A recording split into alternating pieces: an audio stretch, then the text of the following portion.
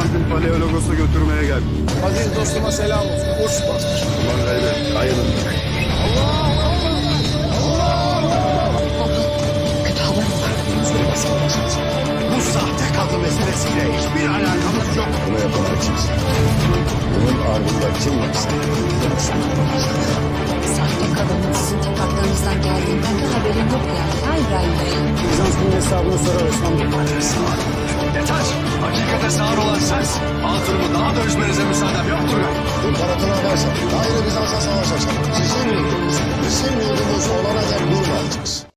अस्सलाम वालेकुम। ट्रेलर देख लिया होगा और आप सबको याद होगा हमने आपको बताया था कि उलझाई भाग जाएगा। बिल्कुल वैसा ही हमने ट्रेलर में भी देखा। उलझाई भाग चुका है, साथ में कॉनर और ब्रान भी है और सीधे बाजुद्दीनियों के पास जाते हैं। बल्कि बाजुद्दीनी खुद इनको मिलते हैं। जो उस्मान बिन मंसूबा बनाया था वो कामयाब हो जाएगा। जो बुरसा का टैकफुर था उसको पकड़ने के लिए ये सब किया जाएगा और आप लोगों ने ट्रेलर के आखिरी सीन में देखा होगा वो पकड़ा जा चुका है। इसको खत्म कर दिया जाएगा और दूसरी तरफ उस्मान बिन याकूब के बाजार को हासिल भी कर लिया और धमकी भी दे दी कि अब मैं बुरसा के साथ तजारत नहीं करूंगा, ना ही इजनी के साथ करूंगा। खैर जो बुरसा का टैकफुर है उसका खात्मा हो जाएगा। अब नया बुरसा का टैकफुर आएगा और जो नया बुरसा का टैकफुर होगा वो बहुत खतरनाक होगा। उस्मान बे को नुकसान पहुंचाने की कोशिश करेगा। अब यहाँ पे बहुत सारे लोग पूछेंगे कि गंदूज बे का क्या बनेगा। नाज़रीन, जिसने गंदूज बे को गवाह करवाया वो पकड़ा जा चुका था तो यकीनन गंदूज बे को भी बचा लिया गया होगा। अलबत्ता जब एपिसोड आएगी उसमें ही हमें वाज़ेह होगा कि गंदूज बे बचे हैं या नहीं। वैसे इन सब के बारे में आपको क्या लगता है? क्या गंदूज बे बचेंगे